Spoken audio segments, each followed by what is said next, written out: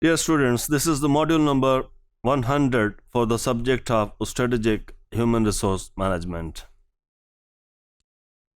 In this module, we will continue to examine or we will continue to discuss a few studies from the past research that has examined the impact of strategic human resource management on organizational performance.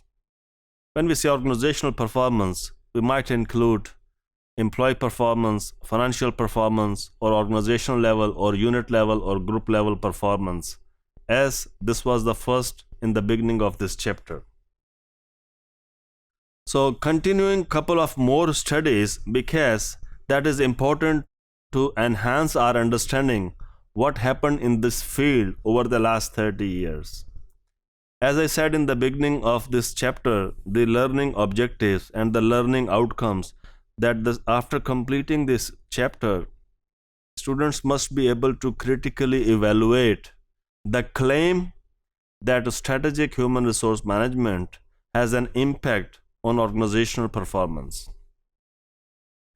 So to support that, whether that claim is justified, or to examine whether the claim is true or valid, you have to see a lot of research in this area. So that's why we will see that a couple of more studies in this field.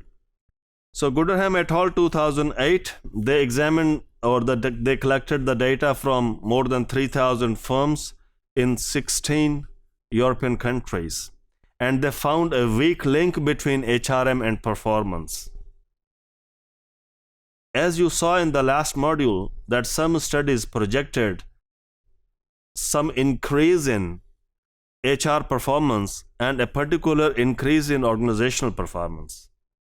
In other words, some increase in HR practices and increase in HR performance. That is one standard deviation increase in high performance work practices. That was the Hewlett study and its impact on organizational performance. But here, this study is also important because it suggests that or found a very weak link between HRM and performance. However, we need to understand that studies are different. This study was also cross-sectional, means the data was collected just one point in time. Another study, we will see that is by Nishi et al. In 2008. So they collected the data or survey of 5,600 employees within a supermarket chain in the United States and found varied perception among employees about HR strategies and disconnect between employees' perceptions and HR intentions. This was a different study, and the goals and aims of the study were different. They wanted to examine whether HR claims that they have a strategy, how employees of that organization see the HR strategy or even the business strategy. So according to this study, they found varied perceptions among employees about HR strategies. Varied perceptions.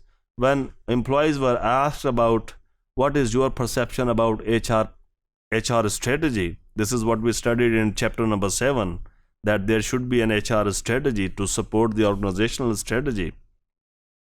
Employees had a varied perception. Some might be claiming that there is no HR strategy in in their organization. Some might be claiming that they don't know what it is, and so on. So disconnect between employees' perceptions and HR intentions. So this study was thought-provoking that what are the intentions of HR might be different from how employees see and how employees perceive HR strategy. Collins and Smith, the third study, 2006, that examined the impact of commitment-based strategic human resource management practices and organizational social climate and knowledge sharing mediate SHRM performance. So they examined a different set of, or might be some overlapping, but the aim was different. That is to examine the commitment-oriented strategic human resource management practices and their impact on organizational performance. However, they found that organizational social climate and knowledge sharing mediate the relationship between strategic human resource management and performance.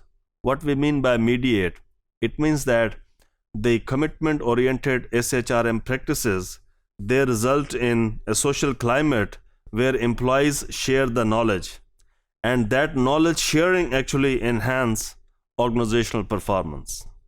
So it is not the direct impact of HR practices on performance, but this is the indirect effect of HR practices on performance. This is what we say mediation, or when something mediate between the two. So the mediation is a mechanism that actually answer the question of how. This is what I talked in the course outline for this chapter, or learning objectives of this chapter. How HR impact on performance. According to this Collins and Smith study, that some HR practices, commitment oriented HR practices, they enhance the knowledge sharing, and actually that result in organizational performance. Thank you.